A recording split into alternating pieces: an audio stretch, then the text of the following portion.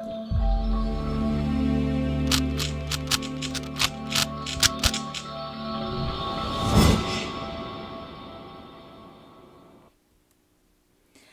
pessoal, então hoje nós iremos falar do conceito de entidade fraca. Esse conceito faz parte também do modelo ER. Bem, primeiro precisamos recapitular um pouquinho do que a gente já estudou nas aulas anteriores. O que significa o atributo chave numa entidade? Como nós vimos anteriormente, nós temos, por exemplo, o funcionário que tem matrícula, nome e e-mail, e matrícula é o atributo chave, por isso tem um traço embaixo de matrícula. E o atributo chave serve para identificar unicamente um funcionário dentre todos os funcionários. Tá? Então, quando eu dou a matrícula da professora Maristela, eu sei quem é a professora Maristela dentro da UNB. Só existe a professora Maristela com a matrícula 1, 2, 3, 4, 5. Bem, aí nós vamos estudar agora o conceito de entidade fraca. Vamos pensar nessa tabela de dependente, nessa entidade de dependente. Essa entidade dependente tem os atributos nome, data de nascimento e parentesco. Qual atributo vai ser nossa chave? Se escolhermos nome, pode ser que tenha pessoas com nome iguais, né? Nós temos homônimos, então pode ter mais de um dependente com o nome José da Silva, Maria, Silvia, assim por diante. Então, nome não pode ser chave. Data de nascimento. Quantas pessoas nasceram no mesmo dia? Várias, então não consigo identificar unicamente um dependente se eu passar simplesmente uma data de nascimento.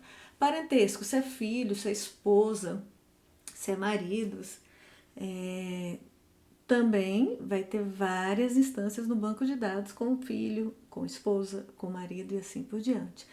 Então, nessa tabela de dependente, a gente não consegue achar um único atributo que a gente poderia chamá-lo de chave.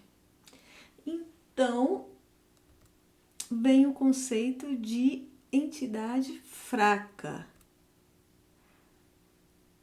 Dentre o nosso dependente, nome sozinho não dá para ser chave, porque a gente viu que nome existe pessoas com o mesmo nome. Porém, se a gente pegar nome e o funcionário,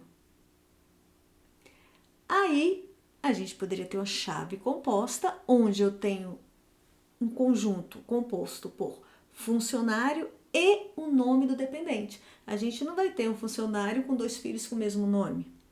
Então, a gente usa o conceito, desse caso, de uma chave composta, onde ela é composta pelo nome do dependente, mas o funcionário. Então, o conceito de entidade fraca é uma entidade que ela não tem chave própria de identificação. Ela precisa de uma entidade externa para poder se identificar unicamente.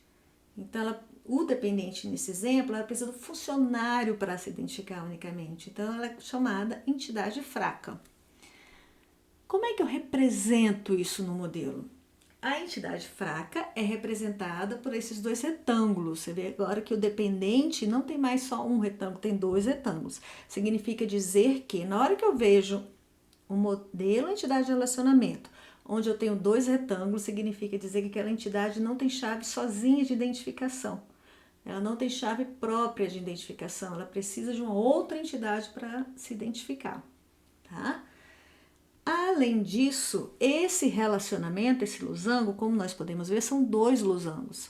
Por quê? Porque está informando que o dependente é fraco em relação ao funcionário. Significa dizer que o dependente precisa da chave do funcionário para se identificar unicamente.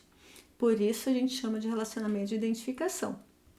E o dependente tem participação total. Essas 2 linhas significa que todo dependente tem que estar relacionado com o funcionário, porque o dependente precisa da chave do funcionário.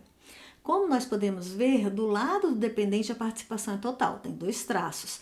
Mas se eu olhar o traço do lado funcionário, a participação é parcial, significa dizer que eu posso ter funcionário que não tem dependente.